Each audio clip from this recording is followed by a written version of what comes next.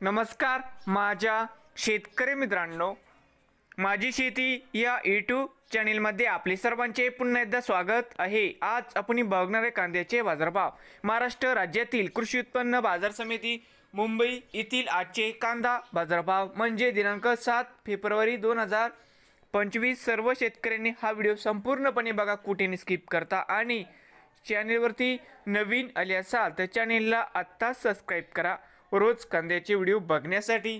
तर मित्रांनो, बाजार समिती मुंबई या ठिकाणी आज आवक 8,933 क्विंटल, कमीत कमी दर 1100 रुपये क्विंटल, सरसंद्राई 1950 रुपये क्विंटल, जास्तीत जास्त दर 2800 रुपये क्विंटल।